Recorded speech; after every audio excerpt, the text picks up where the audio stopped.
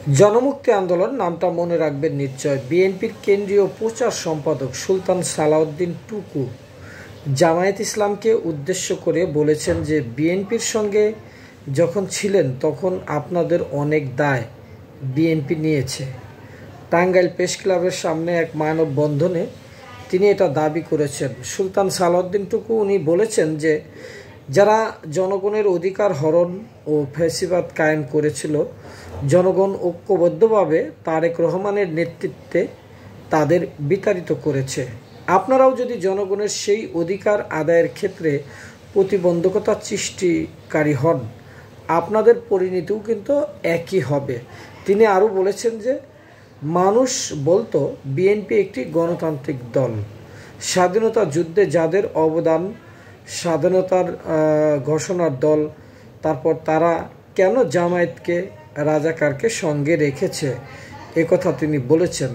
গণতন্ত্রের স্বার্থে যে কথাটি এখন তারেক রহমান বলেন, দিল্লি নয়, পিন্ডি নয়, নয় অন্য কোনো দেশ, সবার আগে বাংলাদেশ।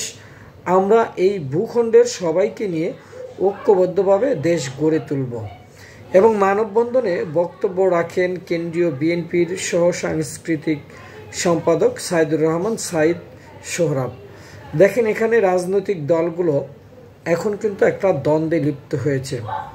প্রত্যেকটা রাজনৈতিক দলগুলোই মনে করছে যে তারাই ক্ষমতায় যাবে।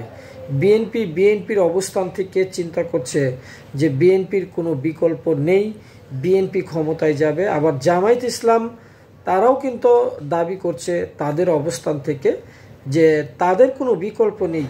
জনগণ এখন দাঁড়িপাল্লায় ভোট দেওয়ার জন্য উদগ্রীব হয়ে আছে এবং ডক্টর শফিকুর রহমানকে প্রধানমন্ত্রী হিসেবে দেখতে চাইছে।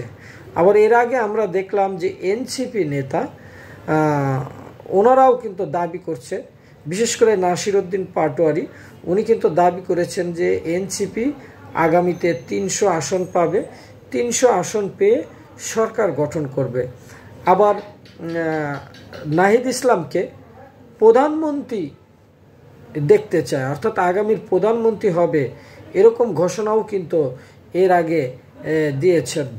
এবং ফেসবুক পোস্টে আমরা কিন্তু পড়েছি, এবং ফেসবুক পোস্টে পড়ার পর আমরা এটা নিয়ে আরও ঘেঁটেছি, এবং হাসনাত আবদুল্লাহ যে পোস্টটি দিয়েছিলেন যে প্রধানমন্ত্রী হিসেবে, আগামীর প্রধানমন্ত্রী হিসেবে দেখতে চায়, তো সেখানে অনেক শুভাকাঙ্ক্ষী তারা বলেছেন হ্যাঁ দেখতে চাই। তো সেদিক দিয়েও দেখা যায় যে এনসিপি তারাও কিন্তু দাবি করছে যে তারাই ক্ষমতায় আসবে। অন্যদিকে জাতীয় পার্টি তারাও দাবি করছে যে তারা এখন ক্ষমতায় আসবে।